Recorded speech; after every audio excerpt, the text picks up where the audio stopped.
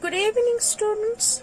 So in the previous videos I have already completed most of the parts of the KTG. Today I am going to continue with the next part of the KTG chapter. So today I will discuss about the equipartition principle of equipartition of energy, right? So before going to that part, let us understand something which is called the degrees of freedom. So what is this degrees of freedom? The basic definition of degrees of freedom is that to express the position of a particular object, whether it is moving or it is stationary, how many ways or how we can express the exact position of that object is known as the degrees of freedom. Now let us explain these things. That's it. Suppose an ant is moving in a straight line. As it is moving in a straight line, so how I can express it? I can say that there is a straight line and the ant is moving along that straight line, which means that by using that straight line I can express the position of the ant, right? So if I point out that straight line, I will say that this is the position. In this way or through this straight line the ant is moving on, right? So suppose in the coordinate geometry, if I want to express the position of a particular point in the xy plane, so I require what I require? I require an x-axis and y-axis, right? And a point should have the coordinate x and y, right? So by this thing, so by x and y, I can express the position of that particular point. Suppose in a room where I am sitting now, so to express the position of mine, I require three coordinates x, y and z, right?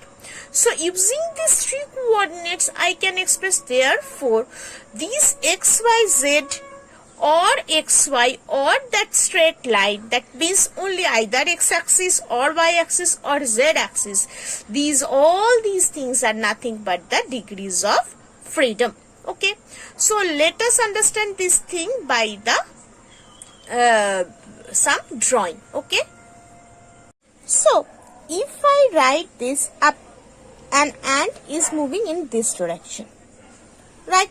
So it is nothing but your x direction, or a particular object is falling from upper to lower, right? So this is basically z-axis, right? So therefore all such moving objects have the degrees of freedom 1. So for a moving ant through a line or a freely falling body have the degrees of freedom 1. Okay, now if I express a particular point, this, so to express the position of this point I need two particular axes, therefore it has the degrees of freedom 2.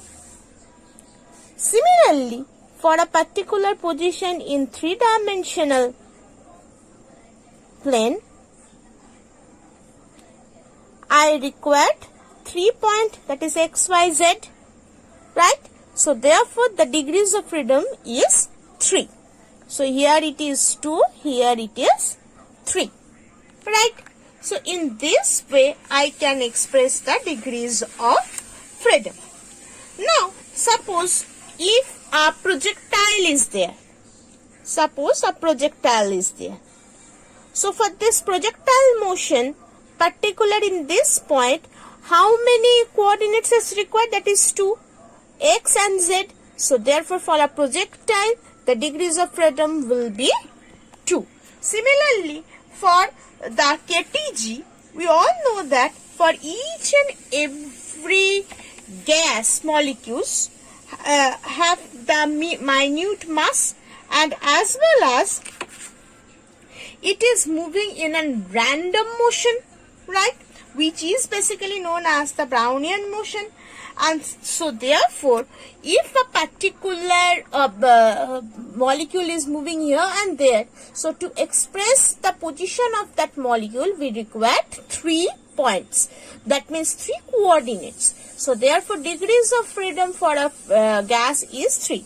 Suppose it is moving in this direction, next this and this and this. So in this way it is moving. If the point is here, or if the molecule is here, I require 3 point x1, y1, z1. When it after some time, after delta t time, it comes here, so it required x2, y2, z2. Similarly here, x3, y3, z3, like this. So therefore, for the motion or for each and every molecules present in the gas have the degrees of motion 3. Sorry, degrees of freedom. Right? Now, for the same thing,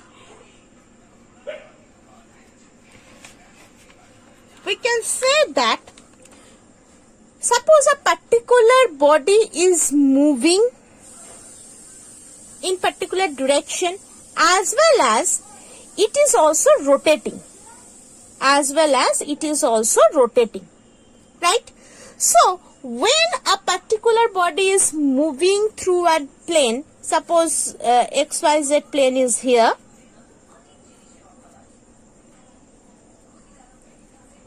a particular body is moving as well as rotating.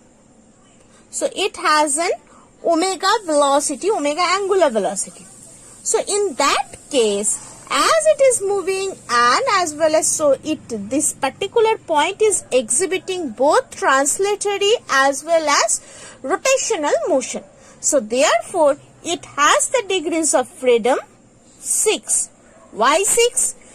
3 for the translatory motion and another 3 that will be omega x, omega y and omega z for the rotational motion, right? Okay, so in this way we can calculate the degrees of freedom. So according to the KTG, we all know that P equals to 1/3 Px plus Py plus Pz. Right, all of us already know this expression. So therefore, for the real gas, the degrees of freedom should be 3. As well as we also know that 1/3 rho c square, which implies c square equal to 3p by rho, where c is the RMS velocity. Now, for 1 mole real gas,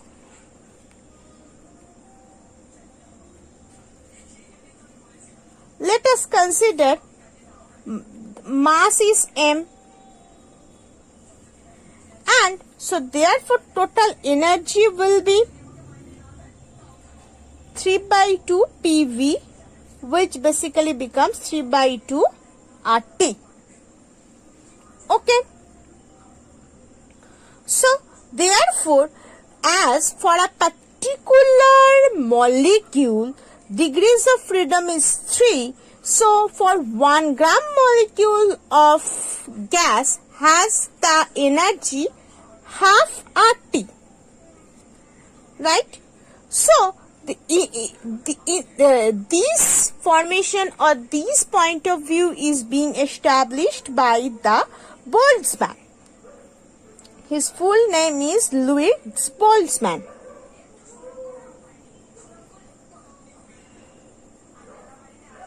Right? So what does he had stated, or he has expressed the principle of the equipartition of energy. So what does it is stating? It is stating that for the molecules, the average kinetic energy is being divided equally through each degrees of freedom, right? And therefore, average kinetic energy for each and every molecule will be half kT. So this K is known as Boltzmann's constant,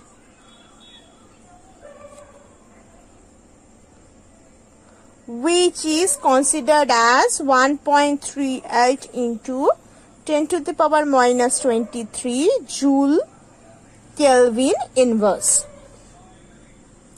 Okay, so this is the equipartition energy, principle of the equipartition energy. Now, for each and every real ideal gases, the degrees of freedom is 3. So, according to the equipartition of energy, average energy of each molecule is half kT.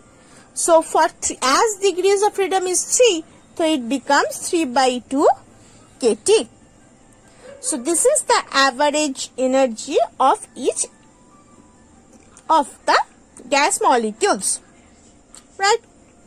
Also, we know that for 1 mole ideal gas, so it should be ideal. So, 1 mole ideal gas, it will be 3 by 2 at T. For 1 mole,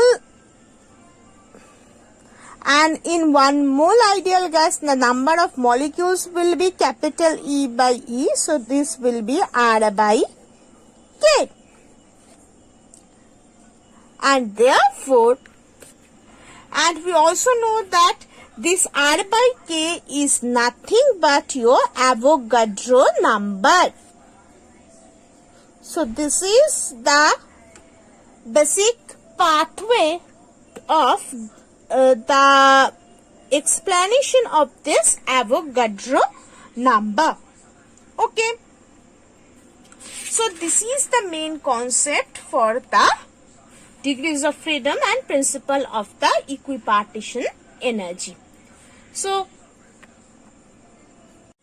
in the next video, I will continue with the next part of the KTG, that is the specific heat and the special cases regarding the specific heat. Okay, thank you.